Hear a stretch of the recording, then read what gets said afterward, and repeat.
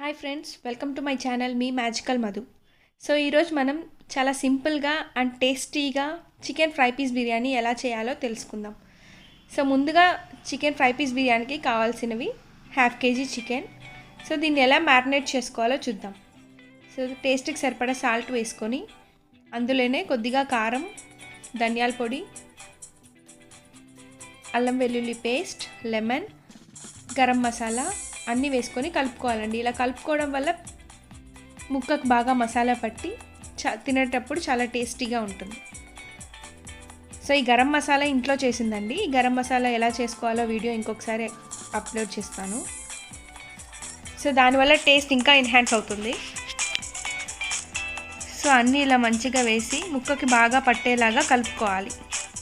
So ఎంత ముందుగా marinate చేసుకుంటే అంతే టేస్టీగా ఉంటుందండి పీస్. సో మీరు 1-2 hours ముందే మ్యారినేట్ చేసి ఫ్రిడ్జ్లో పెట్టుకోవచ్చు. సో ఇలా మ్యారినేట్ చేసిన చికెన్ని పక్కకు ఉంచుకొని స్టవ్ ఆన్ చేసి కుక్కర్లో 2 tablespoon నెయ్యి వేసుకొని మసాలా దినుసులు వేయించుకోండి.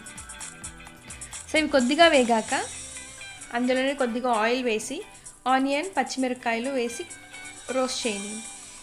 ఇవన్నీ దోరగా వేగాక సో ఇవి కొంచెం గోల్డెన్ బ్రౌన్ కలర్ రావాలండి. టేస్ట్కి సరిపడా సాల్ట్. సో దీంట్లో జింజర్ గార్లిక్ పేస్ట్ కూడా వేసుకోండి. ఆల్రెడీ కట్ చేసిన టమాటాలు వేసుకోండి. సో ఇవన్నీ బాగా మగ్గించండి ఆయిల్లోనే.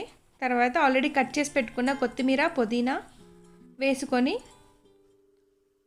మళ్ళీ ఆయిల్లో అటు ఇటు కలిపి మగ్గించుకోండి. సో ఈ కొత్తిమీర వల్ల చాలా టేస్ట్ అని ఫ్లేవర్స్ వస్తాయండి. కొత్తిమీర, పుదీనా వల్ల. ఇందులోనే 1/2 lemon and garam masala, curd అన్నీ వేసి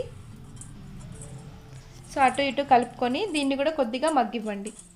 సో అలా మగ్గించిన తర్వాత ఇందులో నేను 2 cups రైస్ తీసుకున్నానండి. అందుకని 3 cups ఆఫ్ వాటర్ పోసాను, బాస్మతి రైస్ కాబట్టి. మీరు నార్మల్ రైస్ తీసుకుంటే 1:2 రేషియో తీసుకోండి. సో ఇలా నీళ్ళు ఉడికినప్పుడు ఆల్రెడీ నానబెట్టిన బియ్యంని వేసి మూత పెట్టి 3 విజిల్స్ రానివ్వండి. సో తర్వాత ప్యాన్ పెట్టి అందులో ఆయిల్ వేసి కొద్దిగా ఆనియన్స్ కట్ చేసి ఫ్రై చేసుకోండి. ఇలా ఫ్రై చేసిన ఆనియన్స్లో ఆల్రెడీ మ్యారినేట్ చేసిన చికెన్ని వేసి బాగా వేగనివ్వండి.